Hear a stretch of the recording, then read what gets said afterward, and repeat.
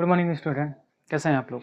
I hope अच्छे होंगे, स्वस्थ होंगे, मस्त होंगे और आप लोगों की पढ़ाई अच्छे से चल रही होगी। जैसा कि आपको पता है, पिछले वीडियो में हम लोगों ने एक्सरसाइज ख़त्म कर लिया था। एक्सरसाइज के इनमें हम लोगों ने पूरा चैप्टर ही ख़त्म कर दिया था, जिसका नाम था द्विघात समीकरण।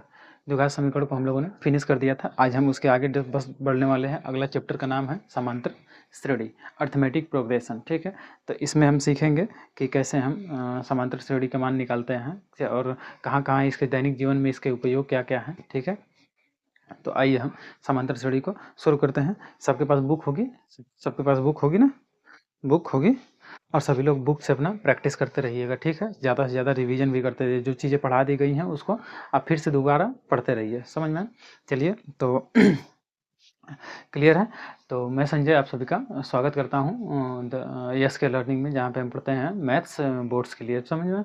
चलिए आइए पढ़ते हैं जरा। अर्थमेटिक प्रोग्रेशन, समांतर श्रेणी। समांतर श्रेणी पढ़ने से पहले कुछ टर्म्स को जानना बहुत जरूरी है, जैसे कि अभी अनुक्रम। अनुक्रम, अनुक्रम क्या होता है? अनुक्रम क्या होता है? मतलब सीक्वेंस। सीक्वेंस, अनुक्रम क्या है? इसको डिफाइन इस तरीके से करेंगे। अनुक्रम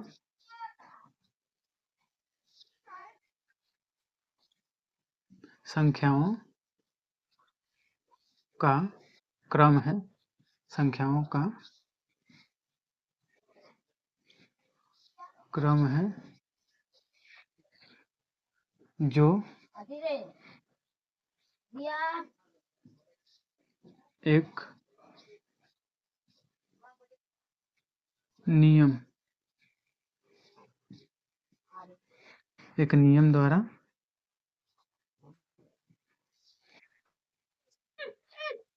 एक नियम द्वारा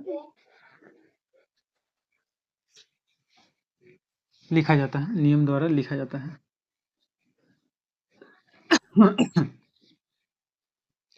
लिखा जाता है।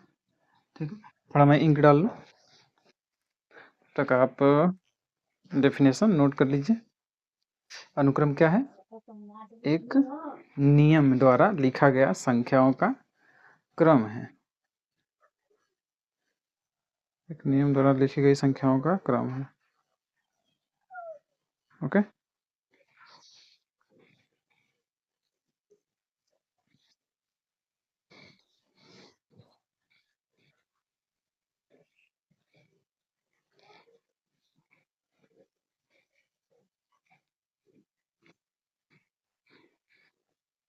चलिए आइए देखते हैं। अनुक्रम संख्याओं का वह क्रम है जो एक नियम द्वारा लिखा जाता है। बात समझ आ रही है? लिखा जाता है, जैसे कि हम ले लेते हैं, जैसे 1 3 5 7 9 डॉट डॉट डॉट। ये एक नियम द्वारा लिखा गया है। क्यों? क्योंकि देख रहे हैं इसमें दो का अंतर है। 2 जोड़ा गया है, 2 जोड़ा गया है। पिछली संख्या में 2 जोड़ा गया, पिछली संख्या में 2 जोड़ा गया, अगली संख्या आने के लिए 2 जोड़ा गया है। तो एक नियम है। ठीक है, समझ में आ रहा है? चलिए एक और देख लेते हैं। दूसरा, 1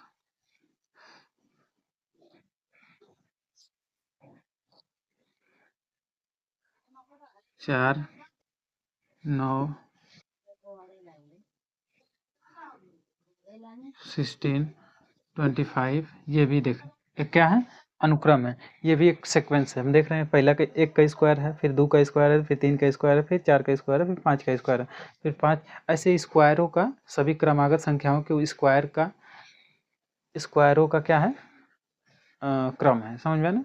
संख्याओं, स्क्वायर के संख्याओं का क्रम है। बात समझ में? तो ये क्या है? अनुक्रम है। अनुक्रम को हम ऐसे ही लिखेंगे, कोई न कोई निश्चित नियम द्वारा ये लिखे जाते हैं। बात समझ में आ रही है? अनुक्रम हो गया, इसको नोट कर लीजिएगा। और अगला हम लिखते हैं, अनुक्रम हो गया और श्रेणी लिखते हैं। अब श्रेणी, श्रेणी देखो, ये श्रेणी क्या है? सीरीज है, ध्यान रखेंगे। सीरीज है, ये आप वाली श्रेणी नहीं है, ये वाली श्रेणी नहीं है। देखो ये इसमें पता चल रहा है, ये इसका हिंदी क्या, इंग्लिश क्या है? प्रोग्रेशन है। इसका श्रेणी का हिंदी क्या है?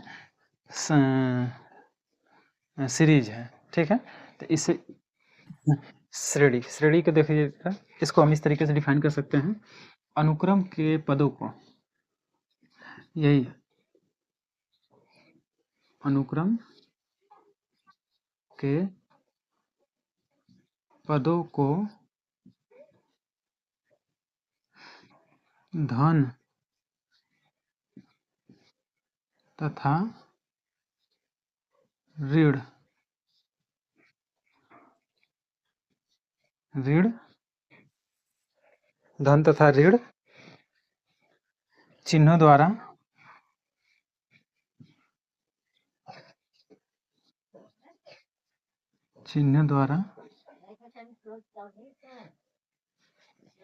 संबंधित किया जाता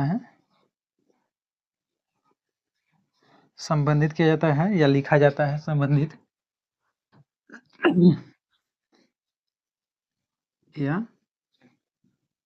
जाता है, तो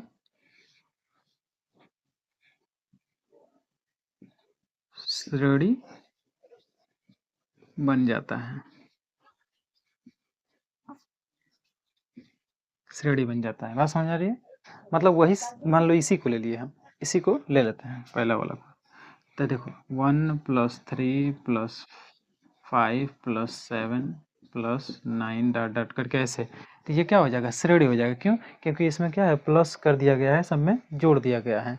ठीक है, बात समझ में आ रही है? अगर यही क्रम है, यही अनुक्रम है, सीक्वेंस है, इसी को हम क्या करते हैं, घटा भी लेते हैं। जैसे देख लेते हैं 1 3 -5 -7 -9, इस तरीके से ये भी क्या है, एक सीरीज है। बात समझ में आ रही है? एक सीरीज है, क्योंकि इसमें क्या किया गया, दो जोड़ा गया है, दो जोड़ा गया तो आया है, इसमें दो घटाया गया है, दो घटाया गया, दो घटाया गया, दो घटाया गया। समझ में आ रहा है? सीक्वेंस है ये, सॉरी सीरीज है ये। अब आ जाते हैं अपने टॉपिक पे, अब आ जाते हैं अपने टॉपिक पे। अब श्रेणी क्या होता है, श्रेणी क्या होता है, दिख रहा होगा इधर तो, श्रेणी मतलब प्रोग्रेशन, प्रोग्रेशन। ओके, चलिए इसको नोट कीजिए, आगे ऊपर ऊपर बताते हैं। इसको नोट करो, इसको जल्दी से नोट करिए, स्क्रीनशॉट लीजिए।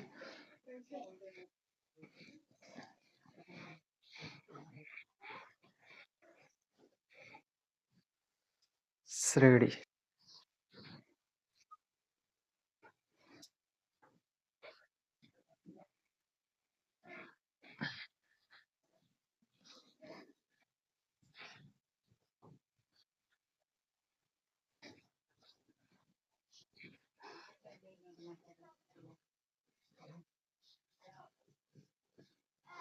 श्रेणी यानी कि प्रोग्रेशन,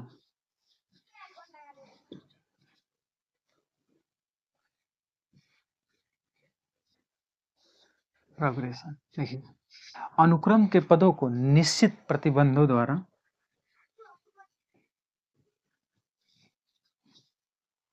अनुक्रम के पदों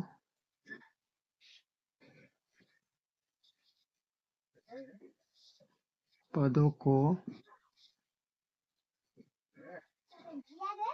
निश्चित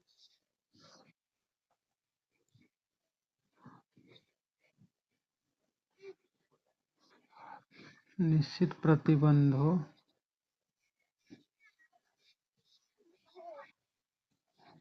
निश्चित प्रतिबंधों के अधीन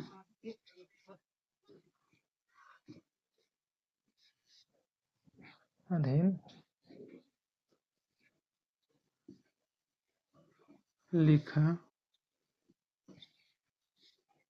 जाता है, तो उसे श्रेणी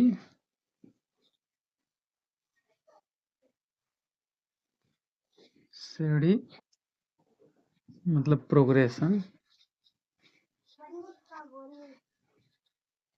प्रोग्रेशन कहा कहा जाता है। बात समझ आ रही है? ये इसकी डेफिनेशन है श्रेणी की। समझ में? अच्छा, श्रेणी की ये डेफिनेशन है। जैसे मैं इसको देख लेते हैं निश्चित प्रतिबंध में, जैसे एक ले लेते हैं 1 3 5 7 9। ये क्या है? श्रेणी में, श्रेणी है ये, श्रेणी है। समझ? क्यों? क्योंकि इसमें देख रहे एक निश्चित प्रतिबंध है। कौन सा प्रतिबंध है जी? इसमें 2 जोड़ा गया है, इसमें 2 जोड़ा गया है, 2 जोड़ा गया है, 2 जोड़ करके क्या किया गया है? अनुक्रम के पदों को लिखा गया है, 2 जोड़ करके। ठीक है, ऐसे ही 1 2 3 4 डॉट डॉट करके ऐसे ही। तो इसमें क्या किया गया है? एक एक जोड़ा गया है, एक एक जोड़ा गया है। तो ये भी क्या हो रहा है? एक श्रेणी कहलाएगी। बात समझ आ रही है? ऐसे ही हम निकाल सकते हैं, कोई दिक्कत नहीं होनी चाहिए। चलिए नोट कर लीजिए इसको भी। चलिए अगला हम टॉपिक लिखते हैं। देखो श्रेणी, श्रेणी अब देख लेते हैं श्रेणी के प्रकार, श्रेणी के प्रकार, प्रोग्रेशन के प्रकार। देखो वैसे देखा जाए तो श्रेणी के बहुत सारे प्रकार हैं, ठीक है, बहुत सारे प्रकार। लेकिन जनरली हम लोग 3-4 प्रकार के बारे में देखते हैं। जैसे कि कुछ लिख लीजिए, 1 ठो 2 ठो 2-3 ठो लिख लीजिए। एक जो हम पढ़ने वाले हैं अभी इसी में, समांतर श्रेणी, समांतर, समांतर श्रेणी जो अभी पढ़ेंगे।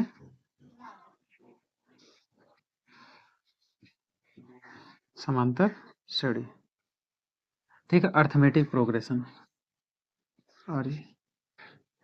अरिथमेटिक प्रोग्रेशन,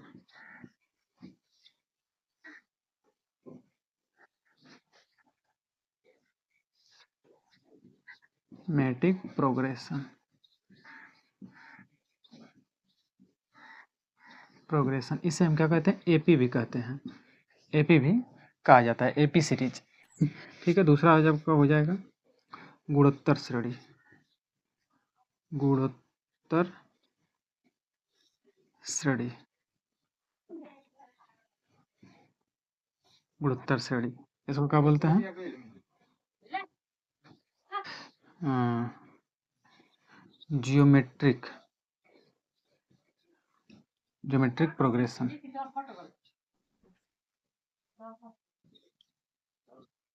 प्रोग्रेशन इसको क्या बोलते हैं? जी पी भी बोला जाता है इसको। ठीक है, अगला तीसरा ले लीजिए आपका गुणोत्तर श्रेणी हो गया। अब ले लेते हैं हरात्मक श्रेणी, हरात्मक,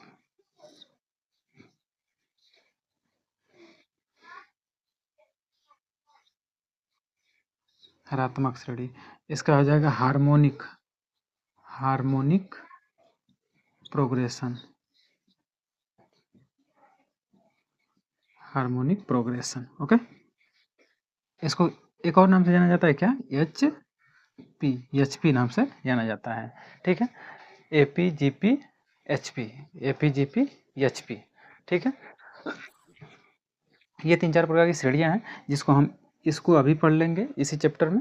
ठीक है, अभी 10 में ही इसको हम ख़त्म कर लेंगे और फिर बाकी सब ये जो है अगले क्लासेज मतलब 11 या 12th में मिलने वाली है। समझ में है ना? तो इन सबको हम 11 में डिस्कस करेंगे। बात समझ आ रही है?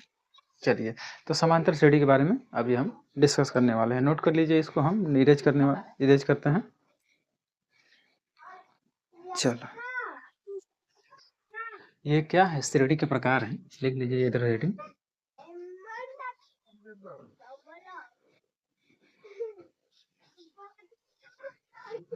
श्रेणी के प्रकार, ये सब श्रेणी के प्रकार हैं। नोट कीजिए, नोट कीजिए।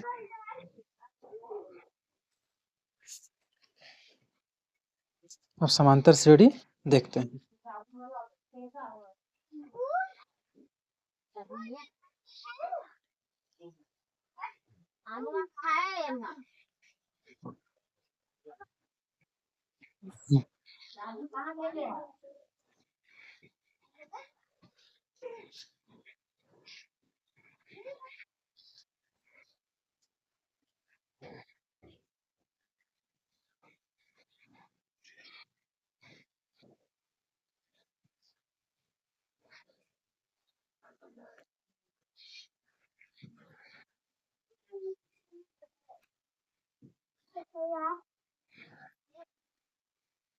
समांतर श्रेणी हेडिंग है आपका समांतर श्रेणी।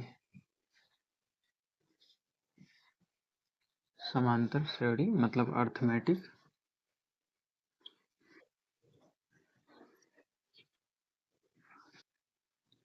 Arithmetic progression.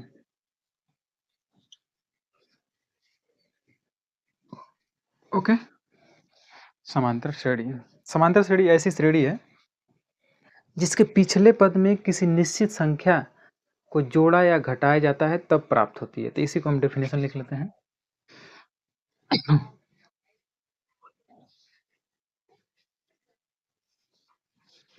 समांतर श्रेणी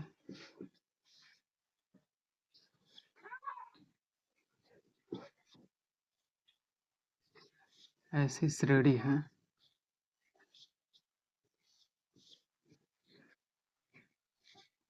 जिसमें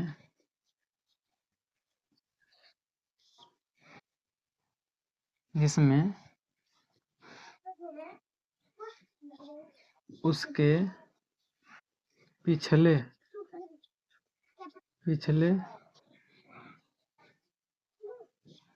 पद में कोई संख्या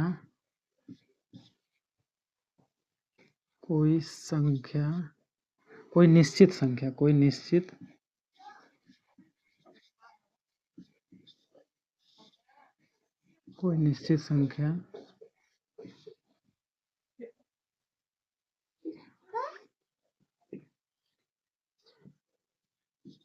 जोड़ने या घटाने पर प्राप्त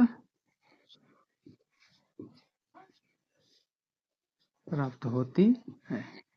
ठीक है, ऐसी श्रेणी है जो किसी निश्चित संख्या को जोड़ने या घटाने से प्राप्त होती है। जैसे देख लीजिए, जैसे में 1 3 5 7 9 डॉट डॉट करके एपी में है। इसमें हम क्या कर रहे हैं, एक निश्चित संख्या 2 को हम क्या कर रहे हैं, जोड़ने से प्राप्त हो रही है। दो दो जोड़ते जा रहे हैं, 2 जोड़ रहे हैं, 2 जोड़ रहे हैं, 2 जोड़ रहे हैं, सब में 2 जोड़ते हुए जा रहे हैं, तब ये श्रेणी हमको मिल रही है, तब ये श्रेणी हमको प्राप्त हो रही है। तो इसलिए इसे हम क्या करेंगे, समांतर श्रेणी में बोलेंगे। जैसे अब मान लो यहाँ से देखो 1 1 है, 0 है, 1 0 -1 -2 -3 -4 -5 डॉट डॉट करके ये भी श्रेणी है। इसमें हम क्या कर रहे हैं, एक हम क्या कर रहे हैं, घटाते जा रहे हैं, घटाते जा रहे हैं, घटाते जा रहे हैं, तो भी ये एक श्रेणी प्राप्त हो गई हमको। ये भी क्या है, एक समांतर श्रेणी है। इसमें देखो नाम से ही पता चल रहा है कि जिसमें अंतर क्या होना चाहिए, समान होना चाहिए। कोई निश्चित एक ही संख्या जोड़ी या घटाई जानी चाहिए। ठीक है, एक ही संख्या जोड़ी या घटाई जानी चाहिए, तब हम कहेंगे इसे समांतर श्रेणी में। ठीक है, देखो इसमें क्या कर रहा है, एक घटाया जा रहा है, एक घटाया जा रहा है, एक घटाया जा रहा है, एक ही घटाया जा रहा है। समान संख्या जोड़ी या घटाई जाएगी, समझ में आया ना, तब हम उसे क्या कहेंगे, समांतर श्रेणी कहेंगे। बात समझ में आ रही है? चलिए, ये हो गया आपका समांतर श्रेणी का डेफिनेशन। ये एग्जाम्पल हो गए, और भी बहुत सारे एग्जाम्पल लिखना चाहेंगे तो लिख सकते हैं। ठीक है, चलिए अब आगे बढ़ते हैं हम लोग। समांतर श्रेणी का व्यापक पद। समांतर श्रेणी का व्यापक पद, समांतर श्रेणी का व्यापक पद, इसको नोट कर लीजिए। मैं इसको इरेज करता हूँ, फिर उसके बाद आगे डिस्कस करेंगे। समांतर श्रेणी का व्यापक पद, नोट करो जल्दी से, स्क्रीनशॉट लीजिए।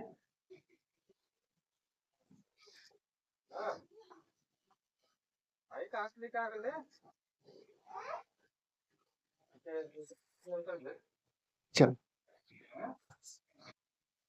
समांतर श्रेणी का व्यापक पद।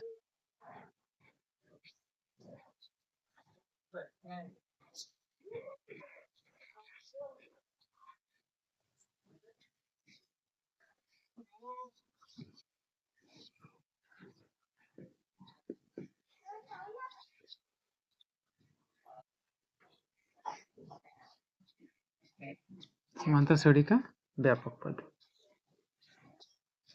ठीक है, स्टैंडर्ड टर्म्स समांतर श्रेणी के व्यापक पद। देखते हैं जरा, मान लेते हैं कोई समांतर श्रेणी है,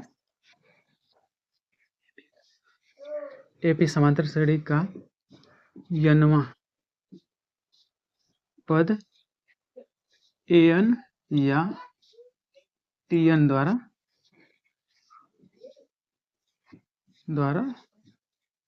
सूचित करते हैं, बात समझ आ रही है? एन या टीएन द्वारा सूचित करते हैं। तो मान लो पहला पद क्या होगा, इसका पहला पद हम ले लेते हैं, पहला पद को हम कैसे लिखेंगे, पहला पद को इस तरीके से लिखेंगे A1 या T1। दूसरा पद को कैसे लिखेंगे, पद को A2 या T2, इस तरीके से लिखेंगे।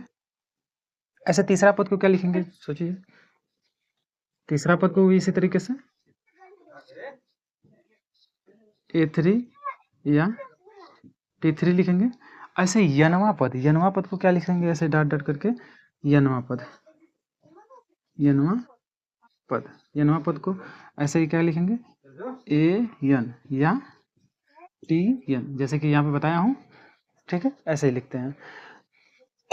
ठीक है, अब देखते हैं, जैसे A1 पहला पद है तो इसको A से जोड़कर A लिखते हैं। ठीक है, दूसरा पद में किसी A2, दूसरा पद जो है A2 है तो इसको किसी निश्चित संख्या के अंतर या जोड़ने या घटाने से बनाते हैं ना, तो हम क्या करते हैं A प्लस डी क्या है जी, सर्वांतर है। मतलब इसके बीच में जो पहले मैं श्रेणी लिख रहा था 1 3 5 7 और 9, इन सब में क्या था अंतर, इतना अंतर क्या था, दो था। मतलब पिछले संख्या, अगली संख्या में से 7, अगली संख्या में से 3 - 1, पिछली संख्या घटाने पे मिलता है सर्वांतर डी का मान मिलता है। डी का मान क्या मिल रहा है यहाँ पे, 2 मिल रहा है। समझ में आ रहा है ना, डी का मान 2 मिल रहा है, कोई दिक्कत नहीं होनी चाहिए। चलो चलिए फिर फिलहाल समझिए, तो यहाँ से 3 बराबर क्या मिल जाएगा, किसी एक निश्चित संख्या डी जोड़ी जा रही है इसमें, तो अगली बार में क्या जोड़ी जाएगी, 2D,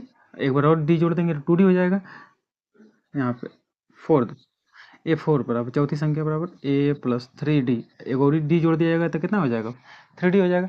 वैसे ही यनवा पद AN बराबर क्या हो जाएगा, A प्लस, देख रहे हैं ये चौथा है तो यहाँ पे एक कम है, ये तीसरा है तो यहाँ पे 2 है, यहाँ पे एक 2 है तो 1 है, मतलब एक कम है, यन से एक कम, तो यन हो गया -1 इंटू डी, तो है ये है इसमें, तो ये हो जाएगा आपका यनवा पद निकालने का फार्मूला।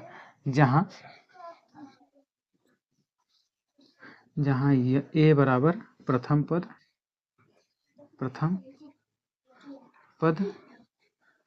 यन बराबर पदों की संख्या,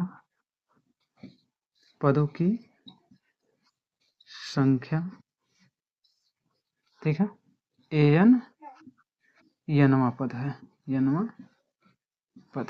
कोई दिक्कत, ठीक है। ये फार्मूला याद रखेंगे, यनवा पद है व्यापक, यही क्या है, समांतर श्रेणी का व्यापक पद है। समझे, अगर आपको जो भी पद निकालना है, यनवा पद मतलब तीसरा पद, चौथा पद, पांचवा पद निकालना होगा तो आप निकाल सकते हैं। समझ में आया ना जी। चलो यनवा पद देखें जरा, अगर देखो एक श्रेणी है 1 2 3 4 5 6 7 8 9 9 10 है, ठीक है, तो चौथा पद 10 है, 1 2 3, क्या 10वां पद से 10 है, 10वां वाला पद क्या है 10 है, तो जो यनवा वाला पद जो आता है यही क्या है, लास्ट वाला पद है, तो यल है।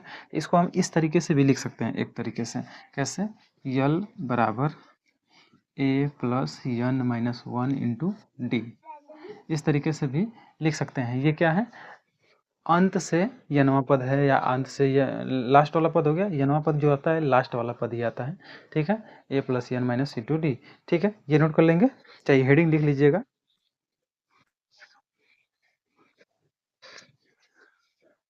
याद रहेगा ये। चलिए यनवा पद, देखिए कभी भी सर्वांतर निकालना होगा आपको, डी का जो मान निकालना होता है, तो पिछ अगले पद में से पिछला वाला पद घटाएंगे तो आपका डी का मान मिल जाएगा। डी का जो वैल्यू आएगा कुछ इस तरीके से आप निकालेंगे। डी डी का जो मान आएगा A N plus 1 minus A N, इस तरीके से आप निकालेंगे। समझ में? मतलब अगले पद में से पिछला वाला पद क्या करेंगे, घटा लेंगे, तब ये डी का वैल्यू निकल जाएगा। बात समझ आ रही है? जैसे कि हम एक श्रेणी दे देते हैं, इधर समझा देते हैं आपको। मान लो एक 1 3 5 7 9 ऐसे डाट डाट करके एक श्रेणी है। तो यहाँ से डी का जो मान निकालेंगे तो कैसे निकालेंगे, 3 में से एक घटा देंगे, 3 में से एक घटा देंगे। फिर देखो सब जगह डी का वैल्यू सेम ही आएगा। यहाँ 5 में से 3 को घटाएंगे, पिछला वाला पद जो भी पद लेंगे उसमें से पिछला वाला पद घटा देंगे। 5 माइनस 3 बराबर 2, यहाँ से भी 2 आ रहा था ना। चलो और यहाँ से देखो यार 7 माइनस 5, फिर से डी का वैल्यू निकालेंगे, 7 माइनस 5 इक्वल टू 2। देखो सब सेम आएगा। समझ में आया ना? जब डी का मान निकालना होता है तो पिछले पद को हम क्या करते हैं, घटा लेते हैं अगले पद में से। समझे? डी का वैल्यू निकल जाता है। ठीक है, आगे अब नोट कर नोट कर लीजिए, ये व्यापक पद वाला ये फार्मूला है, नोट कर लीजिए। और ये भी फार्मूला आप याद रखेंगे। ठीक है, अब डी का वैल्यू तो निकालना हम सीख ही जाएंगे सवाल में। समझ में आया ना? इसको नहीं भी याद रखेंगे तो कोई दिक्कत नहीं है। तो हम सीधे सीधा ये जानते हैं कि डी का वैल्यू कैसे निकलता है, अगले पद में से पिछला वाला पद क्या करते हैं, घटा लेते हैं, तो डी का मान निकल जाता है। बात समझ में आ रही है? चलिए नोट कीजिए जरा।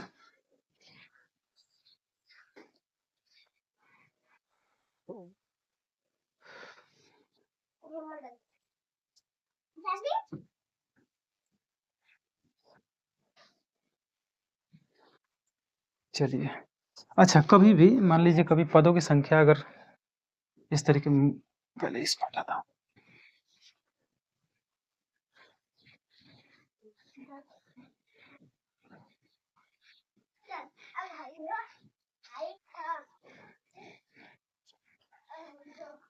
यदि यदि पदों की संख्या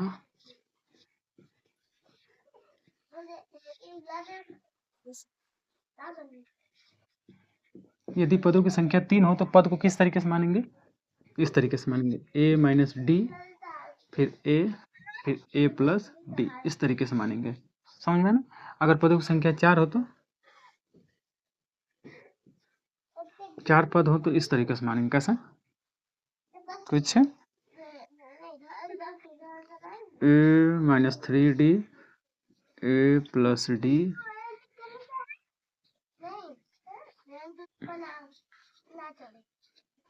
ए प्लस डी और ए प्लस 3 डी, इस तरीके से मानेंगे पदों को। समझा ना? अगर पदों की संख्या 5 है तो 5 पद रहेगा, तब कैसे मानेंगे संख्या पदों को, ए माइनस 2 डी, ए माइनस 2 डी, ए माइनस डी, फिर ए प्लस डी, फिर ए प्लस 2 डी, इस तरीके से पदों को मानेंगे। 1 2 3 4 5, इस तरीके से आप पदों को लेट करेंगे, मानेंगे। याद रखेंगे क्योंकि इस पे सवाल है, बहुत इम्पोर्टेंट सवाल पूछी जाती हैं, बनती हैं। समझ में है ना? पदों की संख्या कब रहे, जब 3 पद रहेंगे तब कैसे मानेंगे हम, पहला पद क्या मानेंगे, ये मानेंगे, दूसरा पद ये मानेंगे, तीसरा पद ये मानेंगे। अगर 4 पद रहा तो पहला पद ये, दूसरा ये, तीसरा ये, चौथा ये। अगर 5 पद रहा तो इस तरीके से पहला, दूसरा, तीसरा, चौथा, पाँचवां पद मानेंगे। ठीक है, 5 पद से ज़्यादा नहीं देगा आपको, तो घबराने की बात नहीं है कि 6 पद होगा तो क्या मानेंगे। ठीक है, 5 पद में ही आपका पूरा ये चैप्टर ही फिनिश हो जाएगा। बात समझ में आ रही है? चलिए एक छोटी सी और बात है, उसको भी नोट कर लेते हैं।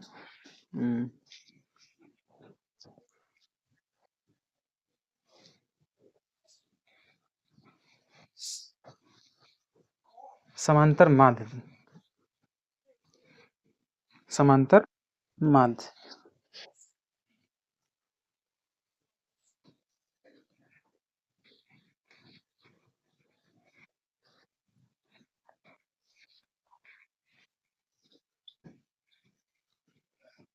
समांतर माध्य, अरिथमेटिक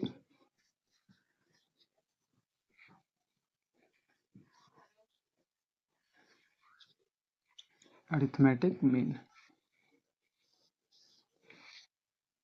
समांतर माध्य। यदि तीन संख्याएं एपी में हैं, यदि तीन राशियां एपी में हैं,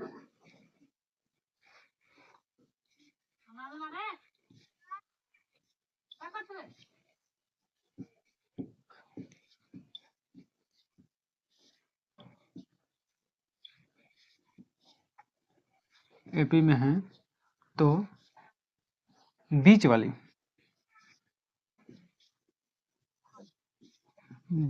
राशि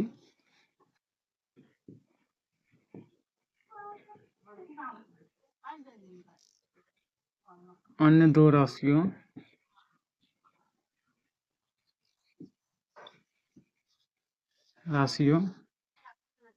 के माध्य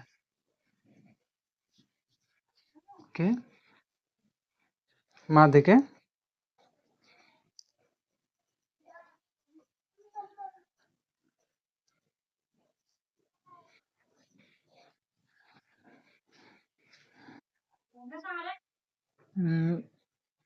बीच वाली राशि अन्य दो राशियों के माध्य के बराबर होती है। वही बात है, बराबर होती है। जैसे में लिख लीजिए, late A B C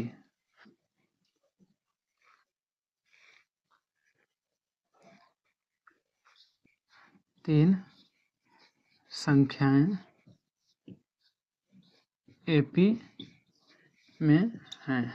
AP में है तो हम जानते हैं, एपी में रहती हैं तो हम जानते हैं पिछली संख्या में से अगली वाली संख्या घटाते हैं, अगली वाली संख्या में से पिछली वाली संख्या घटाते हैं, तो ए बराबर इसका भी मान इसमें बराबर आएगा, सी माइनस बी के बराबर आ जाएगा। देखो, सी माइनस बी के, इसमें से इसको घटाएंगे तो डी का मान मिलेगा, और इसमें से इसको भी घटाएंगे तो भी डी का मान मिलेगा। ठीक है, तो यहाँ से हम वैल्यू ले आते हैं, बी को इधर ले आते हैं तो बी माइनस प्लस बी हो जाएगा, इसको उधर ले आते हैं तो ए प्लस सी हो जाएगा। तो यहाँ से मिलेगा 2b बराबर ए प्लस सी, तो यहाँ से b का वैल्यू मिल जाएगा ए प्लस सी बाई 2। देखो जरा, यही बात हम बोले हैं कि जो बीच वाली जो संख्या होगी, जो बीच वाली संख्या b होगी, वो क्या है, दोनों के योगफल के आधे के बराबर हो जाएगी। आधे के बराबर मतलब इनके माध्य के बराबर हो जाएगी। समझ में आया ना? चलिए, यही हो जाएगा आपका अरिथमेटिक मीन। इस पर हम सवाल बनाएंगे बहुत सारे। ठीक है, तो फिलहाल एक दो सवाल देख लीजिए, एक आध ठो देखिए। जैसे हम ले लेते हैं 2 6 का माध्य बताइए। तो आप जानते हैं बीच में कोई संख्या आएगी तो बताओ क्या आ जाएगा। हम 2 धन 6 बटा 2 मतलब कितना आ जाएगा, 8 बटा 2 मतलब कितना आ जाएगा, 4। देखो जरा, तो क्या ये समांतर माध्य में है कि नहीं, 2 4 6। देखो, इसमें 2 का अंतर, इसमें भी 2 का अंतर, ये भी समांतर श्रेणी में है। जो बीच वाली जो संख्या आएगी वो क्या है, समांतर श्रेणी में ही आएगी। समझ में आना? तो यही जो बीच वाली संख्या है, इसके माध्य कहलाएगी। तो हम इसका माध्य निकाल सकते हैं, कोई दिक्कत नहीं है। आगे सवाल में हम बहुत सारे मिलते रहेंगे। ठीक है ऐसे हम माध्य निकालेंगे। माध्य का फार्मूला आपको पता है, दो संख्याओं को जोड़ेंगे और क्या करेंगे, बटा 2 कर देंगे। समझ में आना? तो वैसे ही दो संख्या दिया हुआ था, इनको जोड़ करके हम 2 से भाग कर दिए हैं, माध्य निकल के आ गया है। बात समझ आ रही है? चलिए ठीक है, तो फिलहाल वीडियो काफ़ी लंबी हो जाएगी, इसलिए आज के लिए इतना ही रहने देते हैं। यदि आप चैनल पर नए हैं तो चैनल को सब्सक्राइब कर लीजिए और बेल आइकन को प्रेस कर दीजिए और ज़्यादा से ज़्यादा लोगों तक शेयर कीजिए। ठीक है, तो मिलेंगे अगली वीडियो में, तब तक के लिए बाय बाय, नमस्कार, और हंसते रहिए, मुस्कुराते रहिए।